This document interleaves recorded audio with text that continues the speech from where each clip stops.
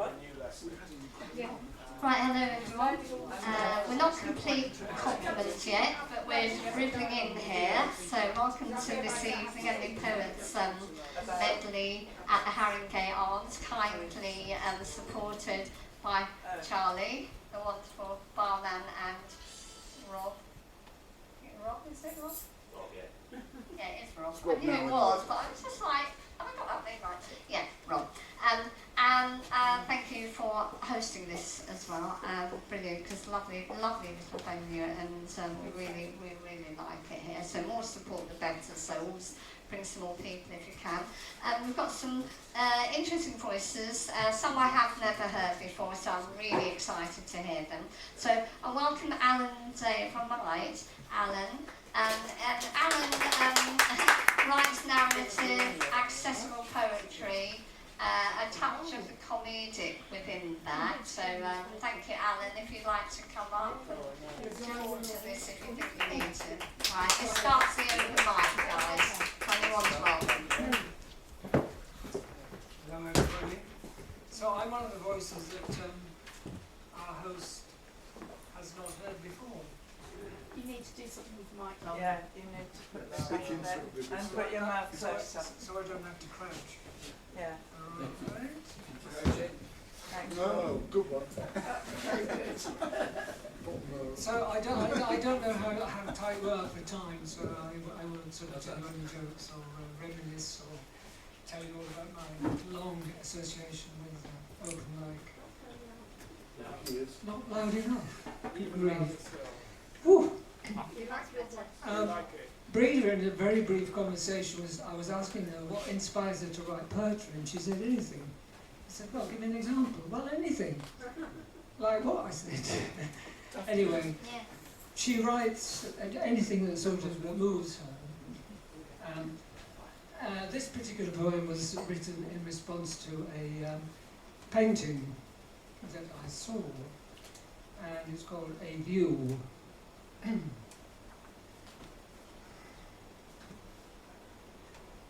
A view. Lying on a heap in a jumble cell, the shabbily framed picture, going cheap, stirred my curiosity. It looked like a print, but it was acrylic. A landscape of ploughed fields, where men bowed double are burning stubble in fierce and tireless fires. Steep fields wriggle with deep furrows of heavy brown wavy lines. Beyond the land's crest, the sky is cloudless, a mess of swirling strokes of yellows. My knees are knocking. Carry on. No, I won't. I'll get myself centered.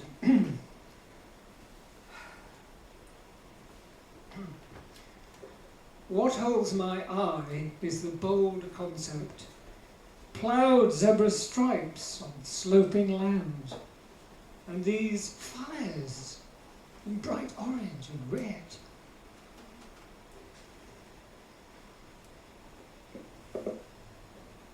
But something jars. Close up, the colouring is unsubtle, and the brushwork rough. Heads awkward on bodies, crude physiognomies, human figures like cartoons. Now I see it must be a copy. The design is fine, but the work lacks mastery. Hurried, unfeeling, no technique, like stealing the face without the personality. But still, when you stand back, it's really not bad. Melodic poets. Rob, I know from many an event. He does my workshop. He came across to us. He does actually, his famous aspect is making the cast for the Phantom of the Opera, which is actually running in London at the moment, but it does it for the USA as well. And he's done much work in the Palladium and whatever. But he's turned his hand to poetry now, his creative hands, and he's actually doing very well and bringing something quite different, you know, his lyrical touch, and often done to guitars. We've done a lot of work around with that, yeah. So welcome, Rob. I think this would be described as an eco poem, but I'm not sure. We'll give it a go. It's called If Were So. Does that sound alright? Yeah. Sounds wonderful. If we're so clever, why can't we pump water like the trees, from roots to leaves? If we're so clever, why don't we soak up CO2 from burning, spurning science for our comfort, failing our successes? If we're so clever, why do we spend so much to fight, while others are left to a hungry plight? If we're so clever, why do we need AI? I guess most of us are now familiar with what AI means, and it means you can ask it to write things for you. I think probably for the moment we're reasonably safe as poets, because I asked it to write a couple of very short poems. Anthony Fisher of Enfield Poets has been involved in a project to write poems about industry in Enfield. So I thought, well, let's see what happens if I ask it to write something about the vacuum flask which was made there, the thermos flask. And it came up with this. A vacuum flask, a genius creation, keeps hot things hot and cold things patient. Invented by Dewar, a brilliant mind, a timeless invention, one of a kind. Don't clap, AI. I also asked it to write a short poem about figs in the style of Simon Armitage. I think I really confused it. It went, the figs are moist, the skins are tight, and bursting with a juicy light. Each one a world of sugar and seed, a teardrop from the tree of need. So that's artificial intelligence for you at the moment. Maybe it's going to get better. But anyway, I did feel a little sense of despair about that and some other things. And I wrote a very short poem about despair, so I'll just read that one last. Just to end on a song. Lighten the mood. Yeah. Lighten the mood, yeah, and then I just We walk like away. light moods like that. So this one's called Despair.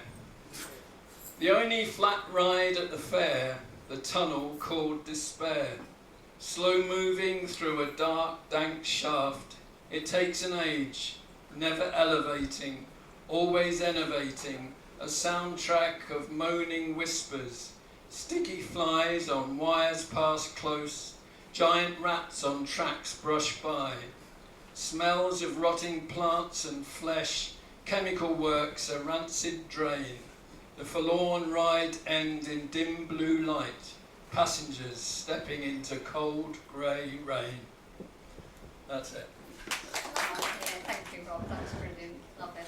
Love the musicality of that. He often plays with his sidekick and brother-in-law guitar for us in so many different venues, and he's a real stalwart to follow us. So I'm very happy to have met Rob off the streets into my workshop.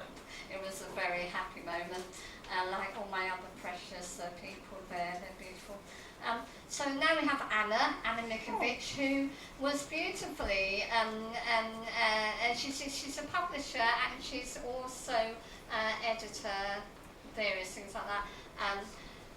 She might tell you just quickly about that, but Anna managed somehow, I don't know how, to catch me in one of these moments and award me a Polish poet, famous Polish poet, Poetica International Poetry Medal for my services to poetry, which I was very honoured for.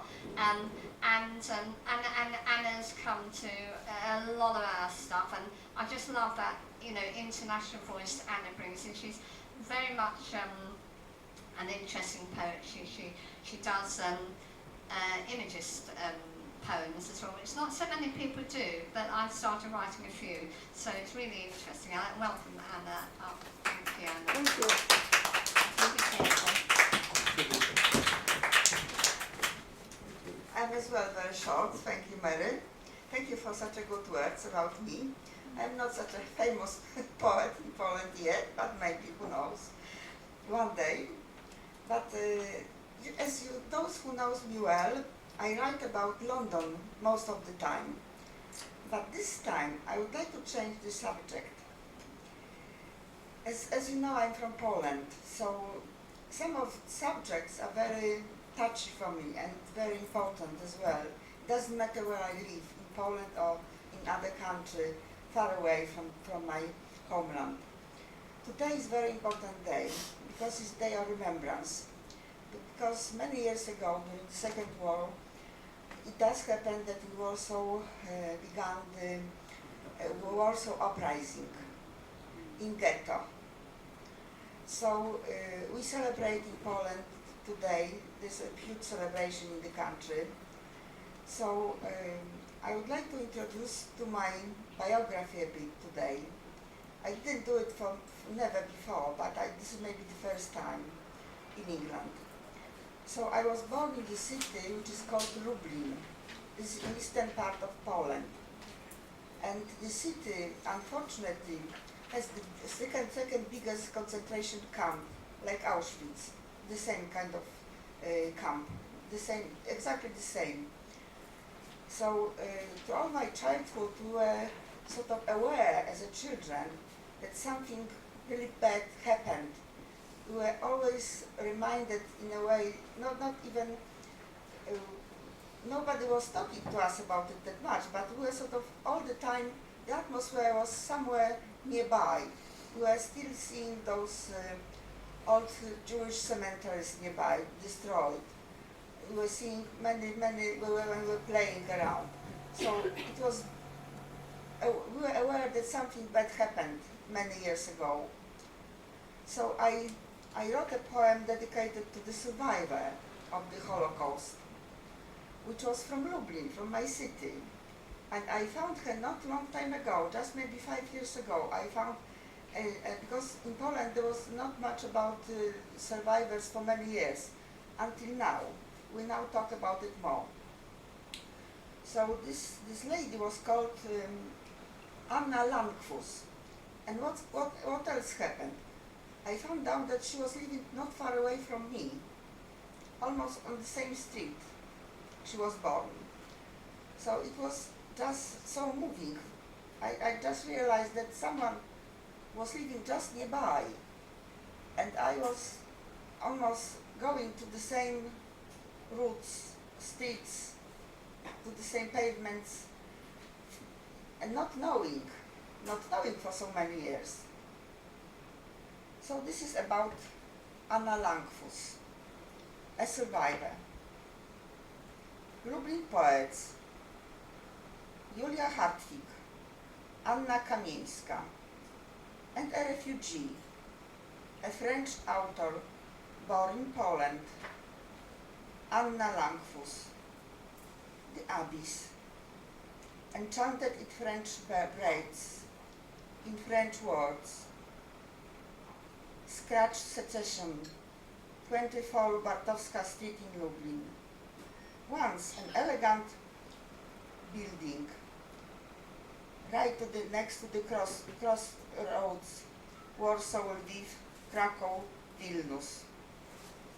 Now it was a dry cleaners, once a ritual bathhouse. Anna lived nearby as a child. Once a barber. His blue advert reminded after the war. Now a plaque dedicated to Anna. Now we, in these mouth-smelling alleys, on wooden staircases, on crumbling pavements, we were running to the school named after another poet, Józef Czechowicz. Running, shopping, dating, dumb, unaware, for so many years. we children from the mute city of Lublin. Thank you very much. No, I like because I like to share. No, yeah, that too. But I like people to share. I really do. And that poetry should be shared around the world. Should be free for everybody, not paid money to do this like competitive and all that. It's just share it, for God's sake, isn't it? But anyway, Poppy does a lovely, and it's very unusual. Hers, very Buddhist, a bit sort of calm. So I'm like, oh. But actually it draws something very different from you, so I really like that. It's very creative. So, and Poppy does play the guitar. She'll treat you to a bit of that as well later in the book post. But she's going to do one now. Thank you, Poppy. Thank you, Mary. Thank you so much.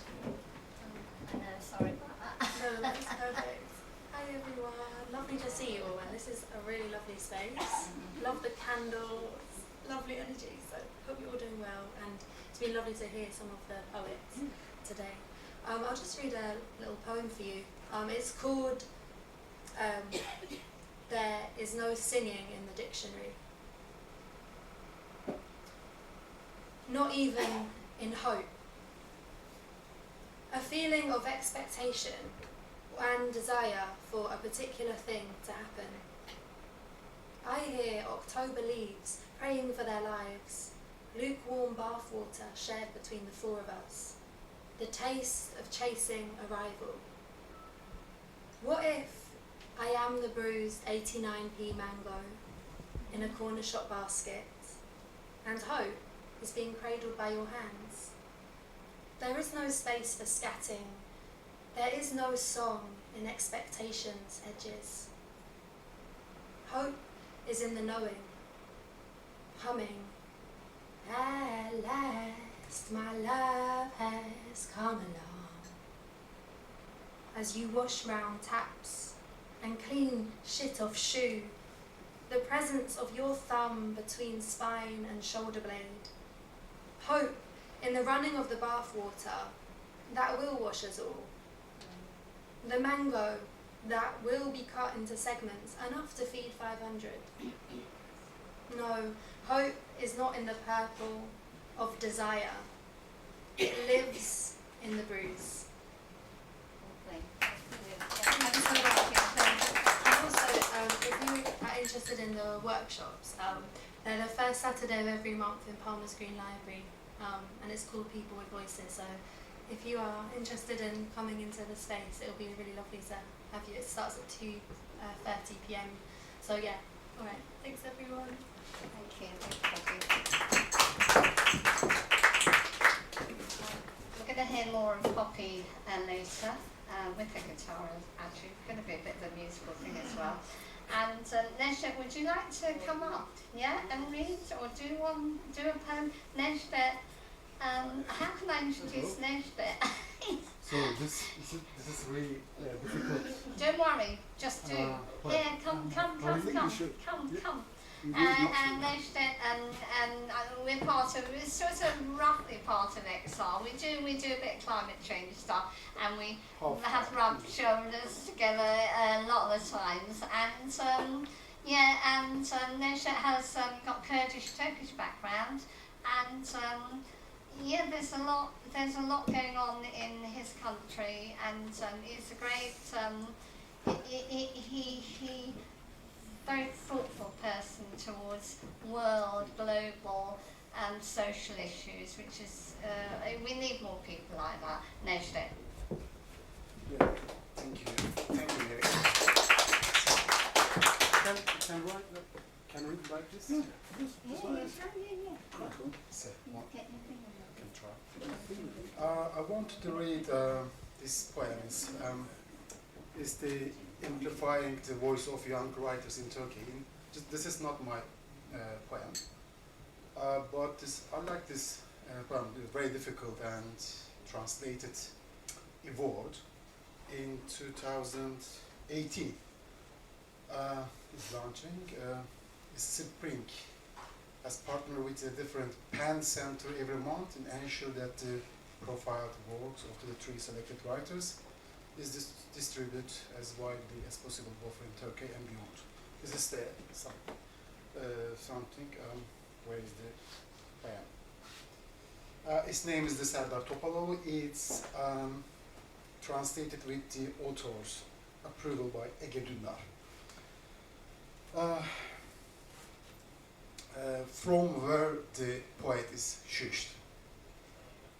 Another leaf falls off my tree of life. I wipe your silhouette from the mirror of my eyes. Traces of your lipstick, blood stains on my lapel, persistent pomegranate on my lips.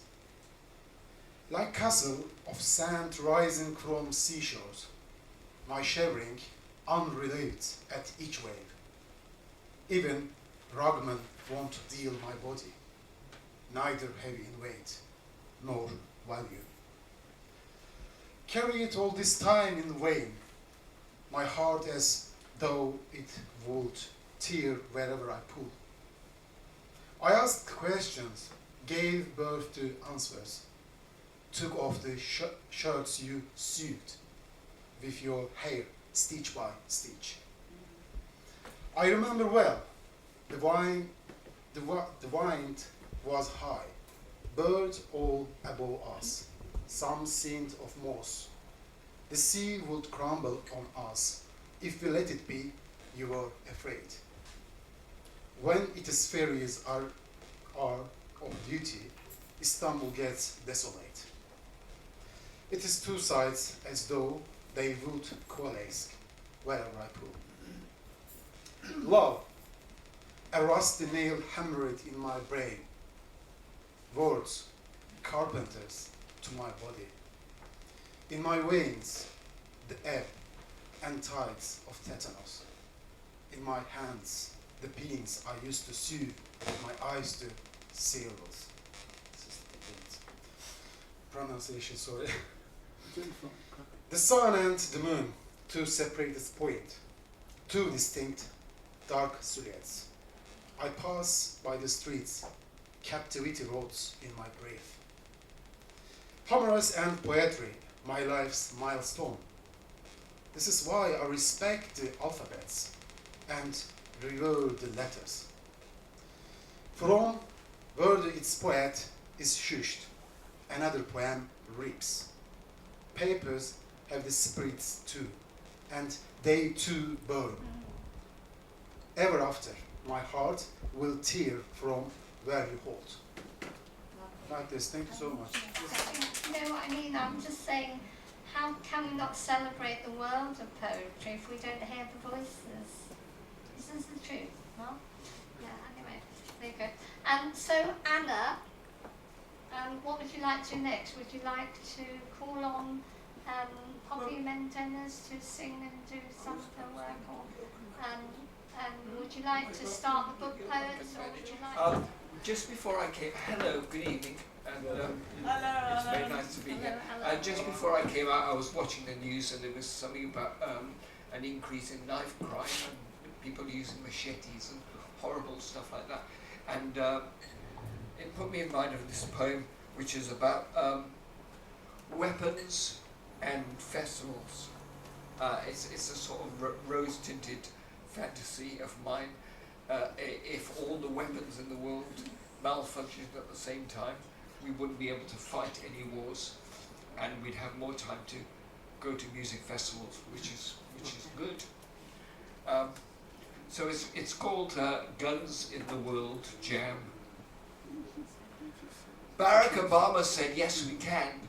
I say, what if all the guns in the world jam, nobody shoot nobody because nobody can?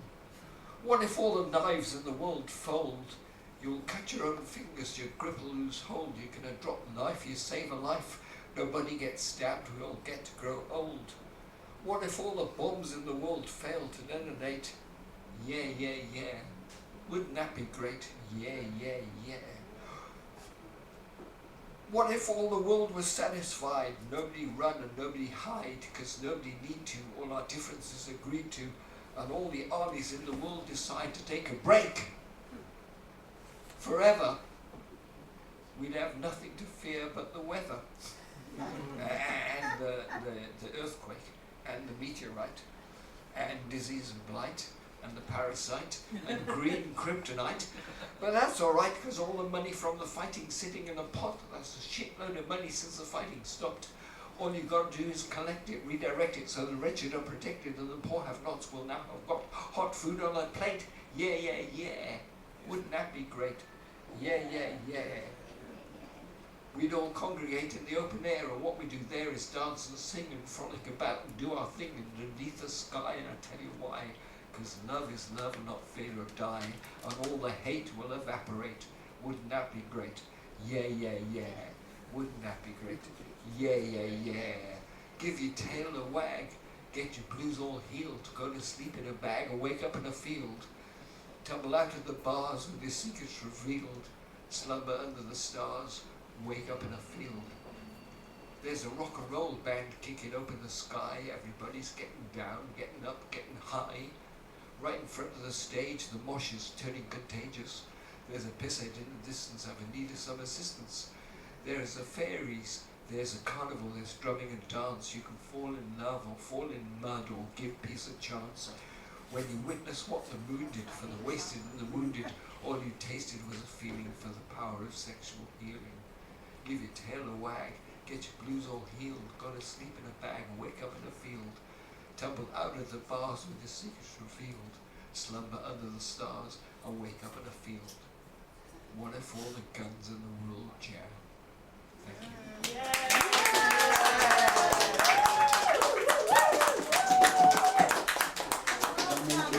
Thanks for having me. Have a great evening. I've got to go.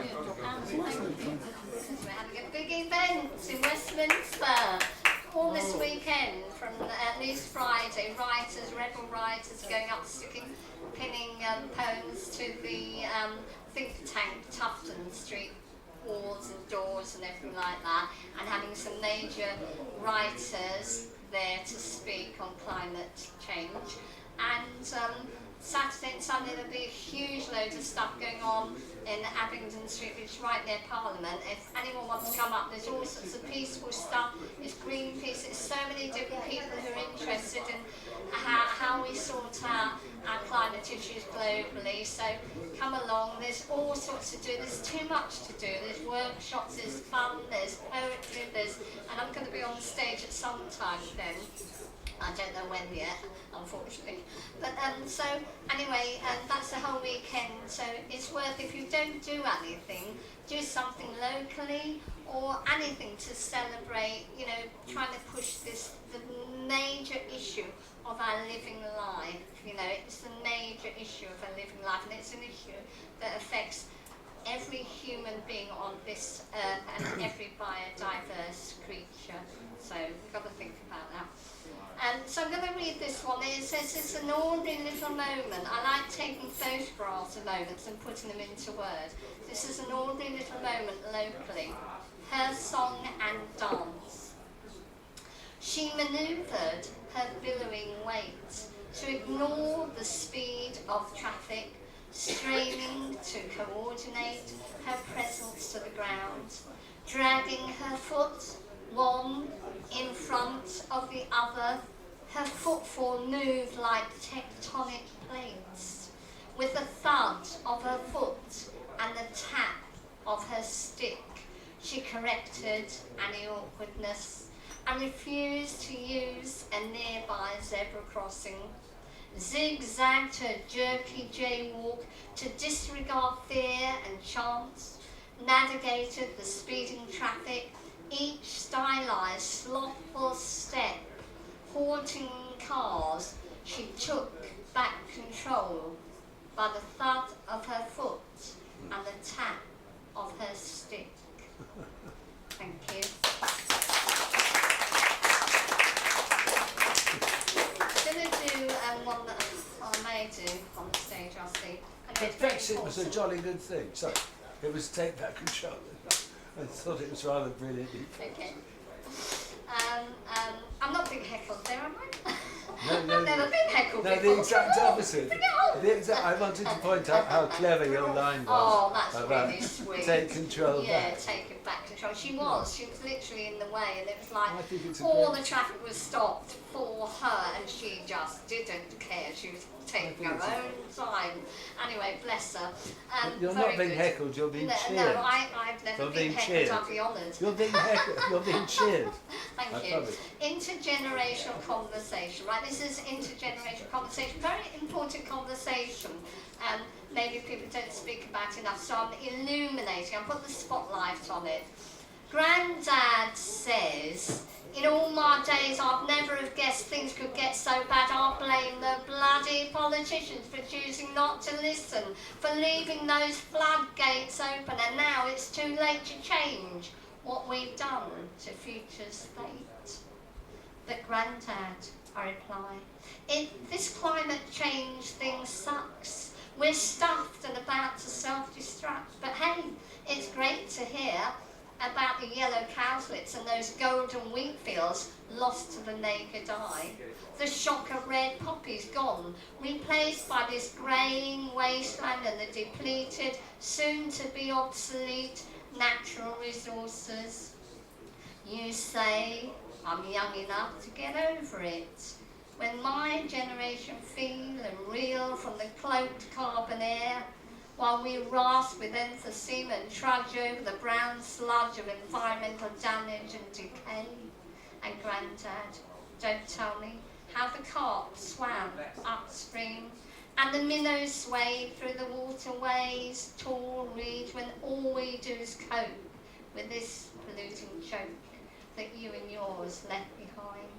That concrete mire which cements a human, lifeless form into an extinct specimen. Thank you. Very good. Very good. Right, I'm going to move on now, and I'm going to do a few social poems tonight. I'm going to do, instead of my funnies, I normally do my funnies, but I'm going to do a few social poems tonight. Let's spatter it. Oscar Wilde, we are all in the gutter, but some of us are looking at the stars. I remember my brother was homeless for one reason or another, and he said that to me. It was most beautiful. Anyway, refuge monologue. Shadows fall where the homeless tread. Slipping through the cracks of society, he wears a thinning hoodie, pitches and balances his useful cardboard, carefully constructs a shelter to protect himself from the bone-wrecking damp. Says, life on the street ain't sweet. It's being shoeless and alone. You've got to keep yourself to yourself, avoid the eyes, watch out for the attack, for that shirt off your back. Yes, the frowns and sneers get you down. We're considered the scum underclass, the unlucky ones. No lottery win for us, our lady luck is to keep safe, but she's such a fickle thing. You've got to be cautious on the street, loiter a little before you settle, pick that lit doorway, your molars are the first to go. Can't even get comfy on the park bench before shoved off, moved along to slink and scour the London streets. Some are far too young for this. Others look half neat, though they teeter on the brink of drink and daily work. Others are sick and need of help. We're all set adrift within this knee-level life, and it's no easy fix. He smiles sardonically, tells me I've been on St Mungo's waiting list for some time now. No owns for the ownless. I dream of having a dog, but this place is not fit enough for it. Thank you. Sorry, it's quite emotional, these poems, so apologies. Yeah, I found a poem, or a couple of poems, when I was doing a group, a socialist group thing I got to, and really enjoyed it actually. And I found this poem, and I thought I should have used it for the women's poetry event we had recently in Tottenham. but anyhow, so I'll do it here tonight. Refugee, child in the dark, child who feels the corners for any familiar shape, child without dignity of night and day, child with empathy, astray, her life like an unpieced jigsaw of jagged parts needing to be put together, to be whole again. Within the groundhog days of brutality, she picks herself up, licks herself clean, child of will, muttering, her muted voice against the patriarchy. She complies with and compromises, child, grown by the sown seeds of ignominy. Let us hear you shout, rant, rage, up, again and again, rise, circle. Let nothing harm this child today. The mother mutters, dignity, a treasure too far, and only that familiar, compliant compromise. Thank you. This glue that sticks to me, Thomas, a casual contact, out from a dreary London street, he worried for me. Made sure I took tea, that I ate sufficiently, offered his support to us volunteers. His name indelibly etched on me, and all I knew of Thomas from Albania. He says he's sorted now, has turned things around, from the drink's disguise and mind's ill health, that the meds keep him well, and hopes for some unfolding new plan. A permanent space through St. Mungo's, and Thomas stays to help, jeopardizes his fortunate space, safely curled in a Mayfair doorway, no tent, too risky and permanent. I wish Thomas the warmth of this tattoo to my heart. Thank you. Some of the first few I actually wrote. After writing a few poems, I was thought, right, go see the poetry doctor, see if I can be cured. She didn't cure me, she just said, join my poetry class. And so we had an introductory series of kind of lessons. And the group completely lost their shit when we got introduced to syllabic poetry. And I thought, I'll have a go. I went off and wrote 10 things there and back from the Isle of Wight. So I thought it would be good if we began with morning. So, morning. Peeling off the city, I swim in the pine-fresh breeze. Walk the sea wall, washed by briny scent. Drink echoes in cool woods. Peer through pools of leaf-framed light and water, as sails, silent as drops, slide across the Solent.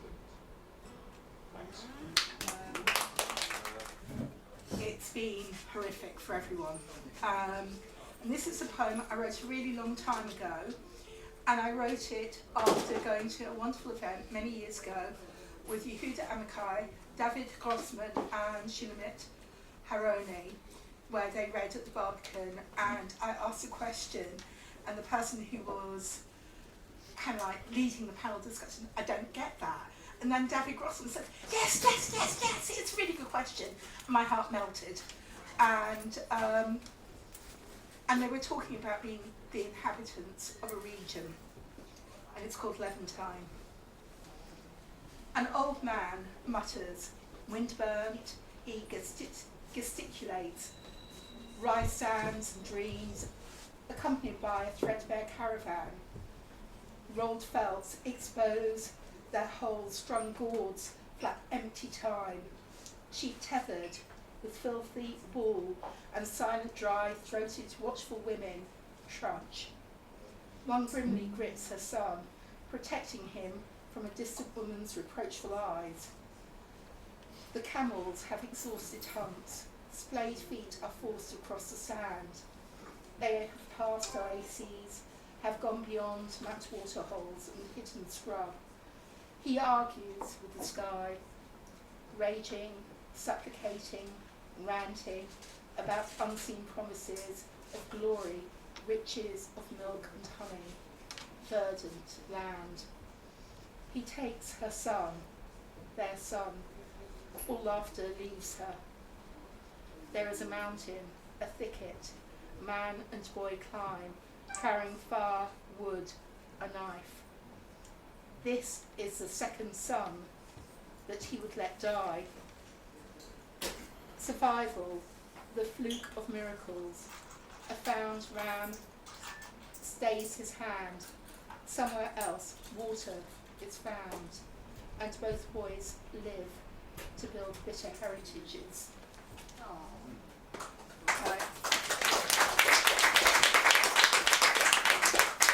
Those stories never leave you, and if you kind of grow up in a tradition where they're read every year, they just kind of become part of who you are, you know. And the second poem I'm going to read is quite different, and it's called Rowing, and it's in memory of my dad, David John Edward Joseph, who died on the 1st of December 2016, and he went to City of London School, and he was a champion rower. He then went on to Nottingham, did a degree in mining engineering, and managed to get unclassified because his degree was in rowing and drinking.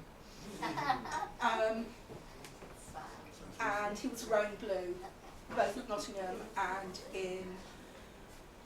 at City of London, and that was really, really important to him. The boat is out, not the long one of youth, that perfect blue trophied rhythm of a school 8, but rather your own coracle, pivoted oars moving, a raspy repeat of dip, scoop, lift, early cool brightness dazzles water. The first day of summer, sun-blind, you find that calm channel in the turbulence of memory. I struggle to follow, the churn's wake part way from the shore. It grows more distant from me.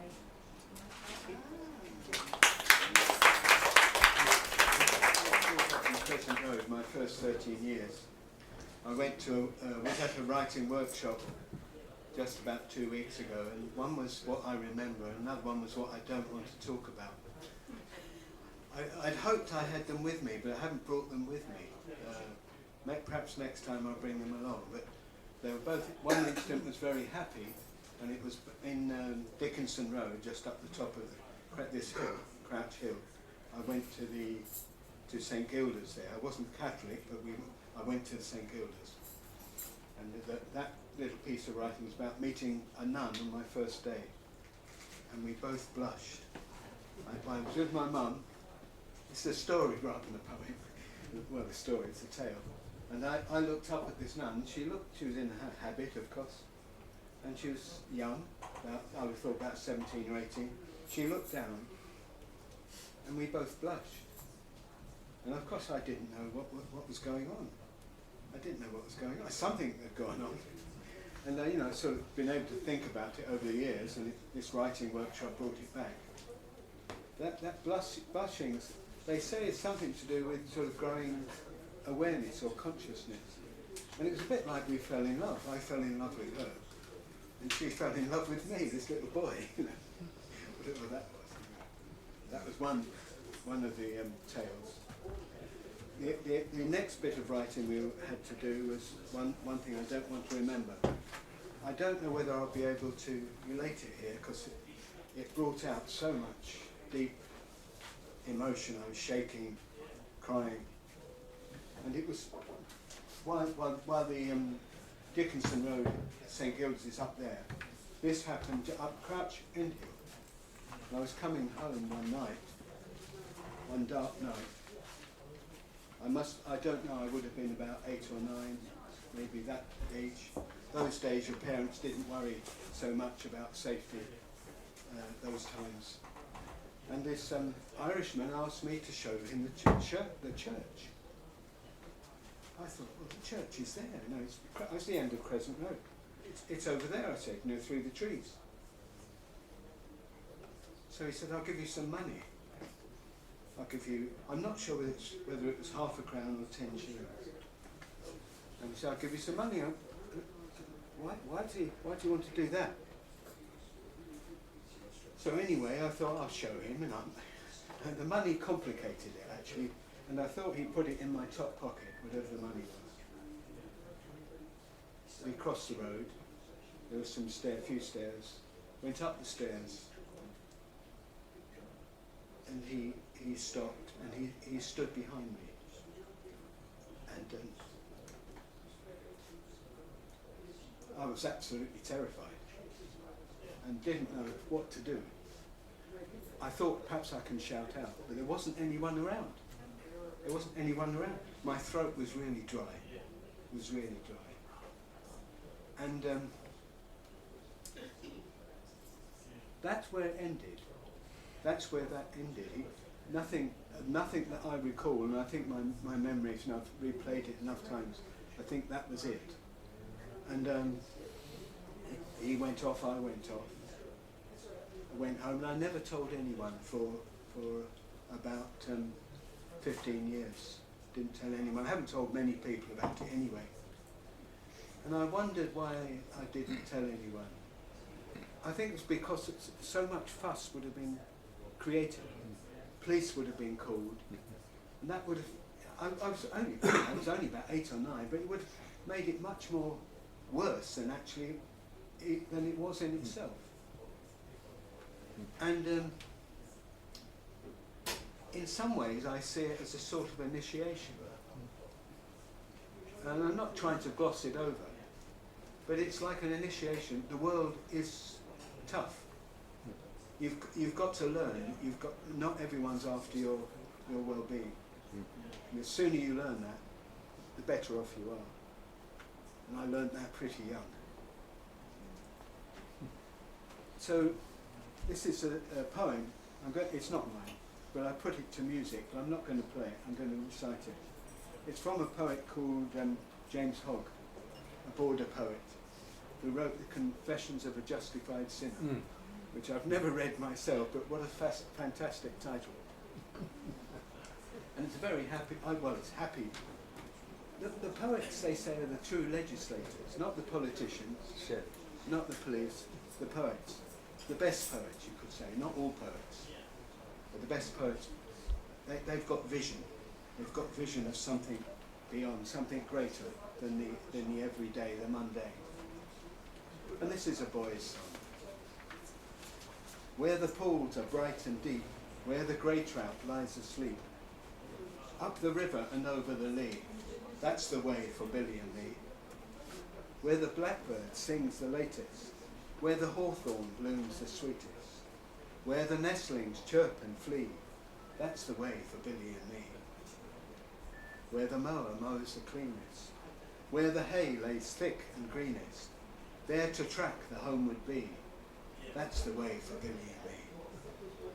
Where the hazel bank is steepest, where the shadows fall the deepest, where the clustering nuts fall free. That's the way for Billy and me. Well done, well done. There's more to it.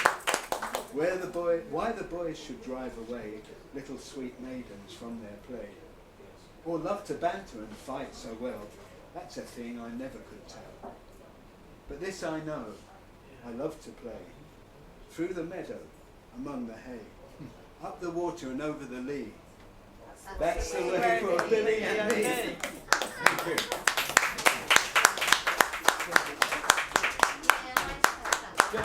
Just a little afterword of that poem. I set it to music and I sung it to a Scottish friend who lives in the Borders. And he liked the song and he learnt it. And a friend of his lives in the very house where James Hogg lived, in the Borders. And he's taken it to there and sung the tune which I've set to that poem. So the first one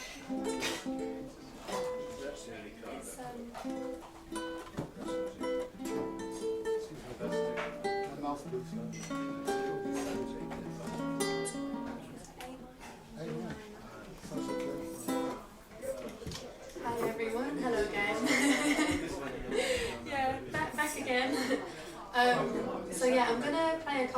original songs, and I originally sort of got into sort of singing because of loving poetry, and I think that sort of, when I write songs, they sort of usually start as maybe poems and then turn into songs.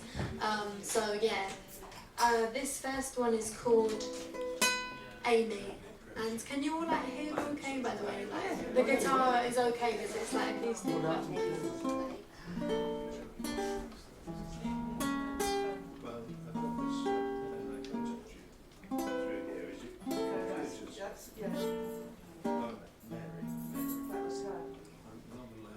Had so much to give, but we squeezed your time. Your tears never really dried, made you sing rehab over and over, performing for a stage. We started to own your melodies, rung out so thin. Amy, sing for us, spin when we say spin. Amy, sing for us till your throat is red raw. We love to consume and we sure swallowed you, packaged you up, told you just what to do. A love so strong that we smothered you, covered with adoration, knocking at your door. We threw away our patience, arms wrapped right round with our demands. And I'm sorry we never asked what you wanted, gave you the chance to pave your own path. Or maybe fame itself is the sickness, the antidote destroys itself the bigger your career gets. Are you the driver of your car, or are you being driven when the milk turns sour and our passion is forbidden? Do what you love and love what you do. Don't let anybody take that away from you. But Amy, we made you sing for us. Spin when we say spin. Amy, sing for us till your throat is red raw. Amy, sing for us. Spin when we say spin. Amy, sing for us till you can't sing no more, no more, no more. Very good.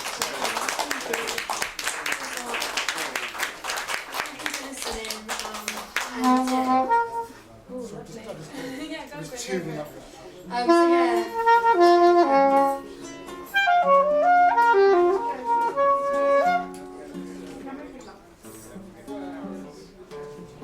So the next song I'm going to sing is another song I wrote, and it's called But I Met an Angel.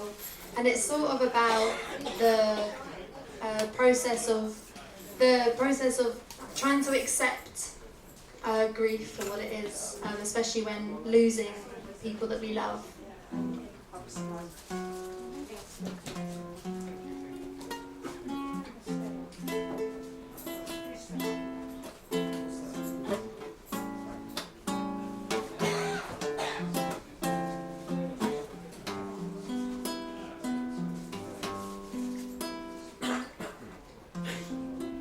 When you love someone, the hardest thing is you worry for them. Oh, I want my hours with you, my hours with you, my hours with you. I can't have you slipping away on me.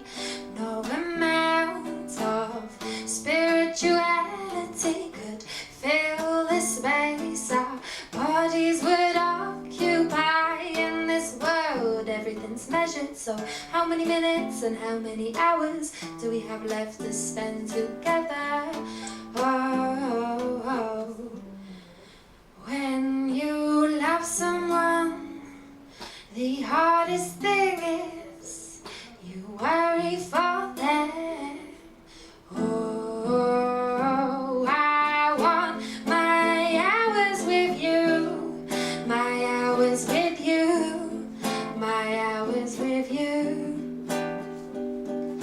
To lose lose is the cost, but to love is the virtue. You feel nothing if you fear it will hurt you. The line between life and death is the biggest tension, but loving fearlessly is my only redemption. Who else can say they met an angel in this cold, cold world? You showed me there was warmth. To love is the sweetest gift. I hold it to my cracked lips, and if you think I change a thing, you're wrong, 'cause my life is mine because you've been in it. Oh, oh, oh. When you love someone, the hardest thing is you worry for them. Oh, I want my hours with you, my hours with you, my hours with you. Worry for them, but I met an angel. Worry for them.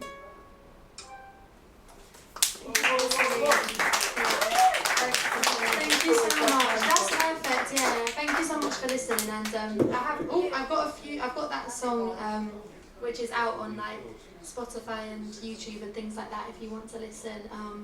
And so it's just, my name is Ray of Poppy, so it's R-A-Y of P-O-P-P-Y. So you can, if you want to listen to their music. It's I've recorded all the songs myself, so it's sort of very raw quality, but yeah, there we go. So yeah, thank you so much.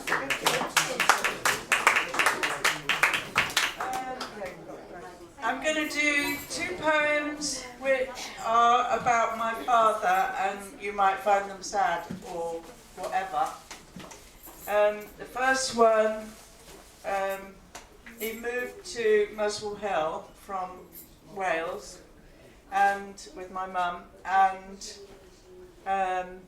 he'd been diagnosed with, terminal cancer, and but he loved gardening. My father loved gardening, and I bought him these garden design books because he wanted to design the garden in the new house, and it's called Designing a Small Garden.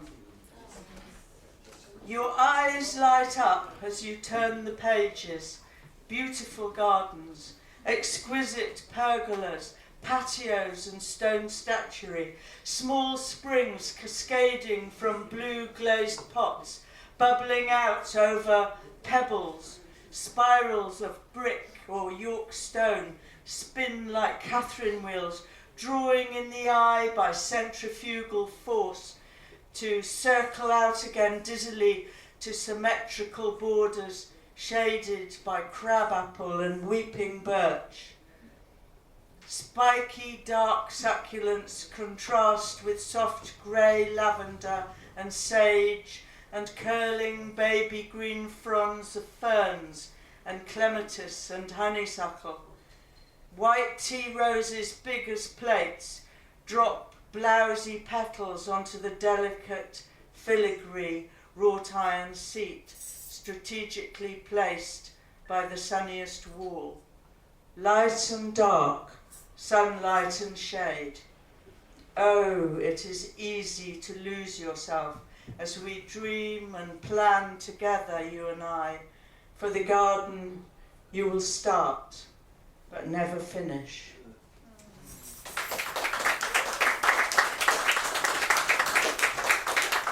And this one's also about my father, a bit further down the line. It's called The Last Manicure. His nails had grown long, those nails always clean, neat, filed. I want to do that for him, although she said impatiently not to bother. I want to clip, clean, manicure. But I must dash to the school, the summer fair auction, the one I'm leading. Then walking briskly home, and the telephone's ringing, ringing, ringing as I open the gate, pull out the keys, turn them in the lock. My brother's voice, bald, factual, shock, freezes my brain. In a daze, I drive up the hill, and my mind flips back to your unmanicured hands lying on the bed cover and the rhythmic sound of the morphine pump. Later, I want to finish what I'd started and pick up your poor, cold hands. I want to lay them down, neat and clean.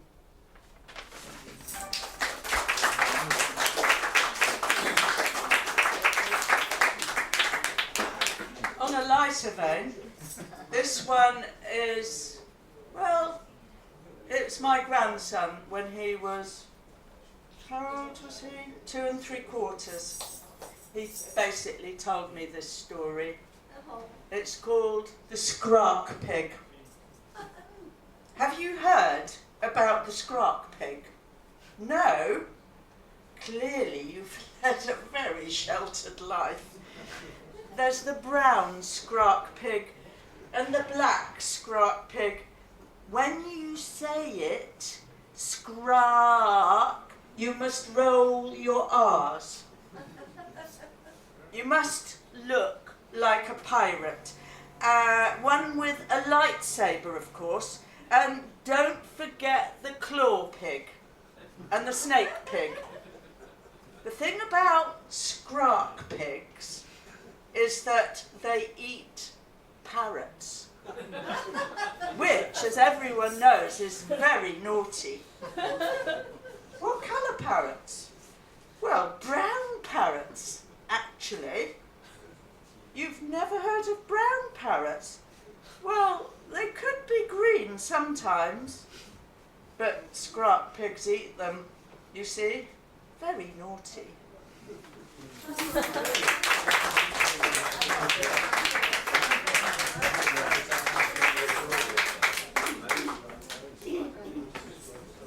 This one is, I was married a very long time ago and was married to someone who became an actor, and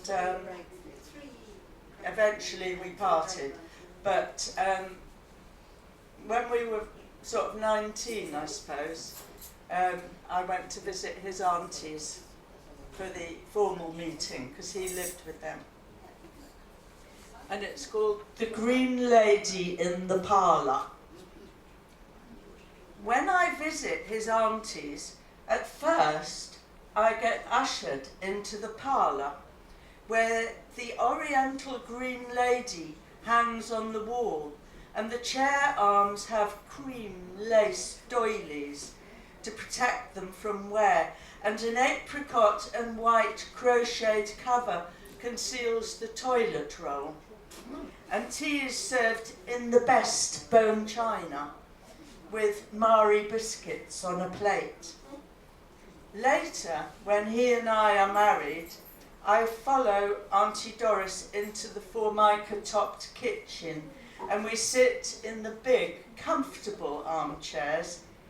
Her sister, Auntie Jessie, a large, buxom Welshwoman, tells stories so funny. Soon I'm hugging myself, doubled over with laughter. She has a gift. Auntie Doris, always the schoolmistress, likes more serious conversations, enjoys some challenging topics from the young upstart. They're long gone now, the aunties, but they live on in my memory.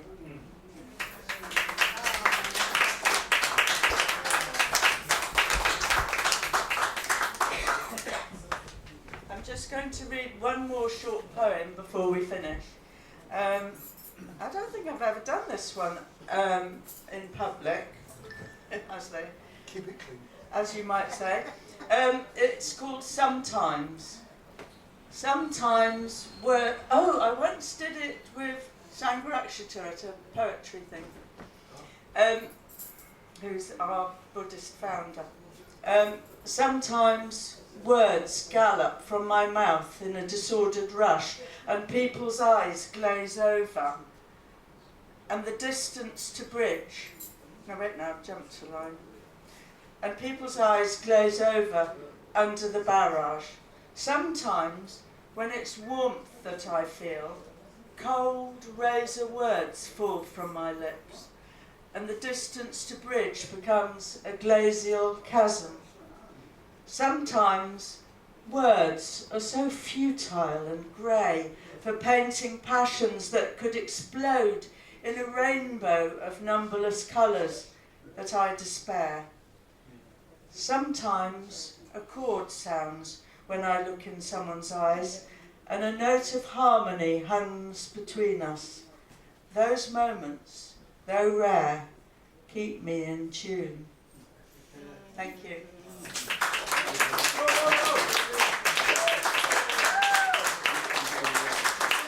And maybe, Sumina, you'd like to play a little song on the banjo again?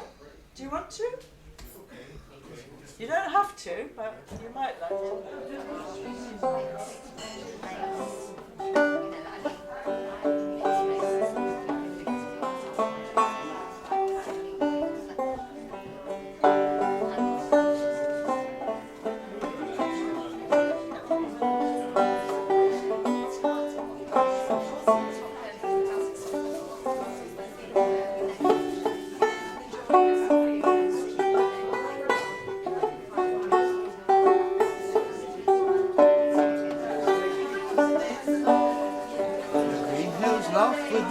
of joy, the dimpling stream runs laughing by. Hear the sound with our merry winds, the greenwood's love with the voice of wind.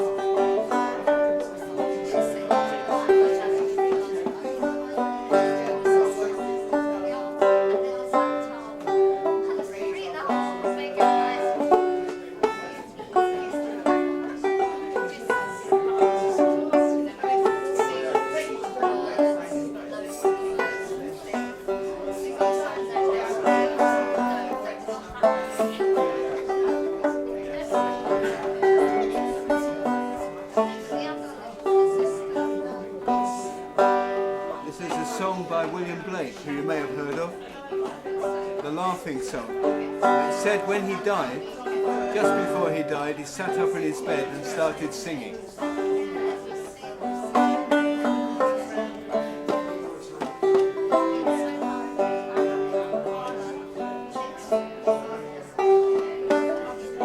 One of the greatest poets in the English language, William Blake. Our table laughs with the voice of joy, the dimpling stream runs laughing by. Hear the sound with our merry winds, greenwood's laugh with the voice of wind.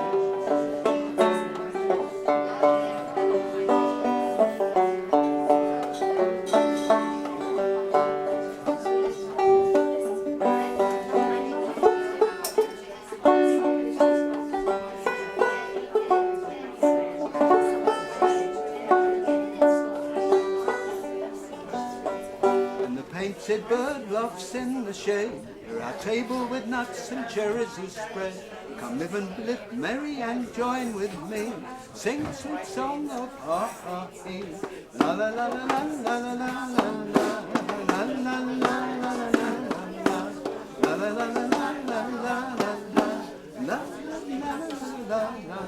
And the painted bird laughs in the shade.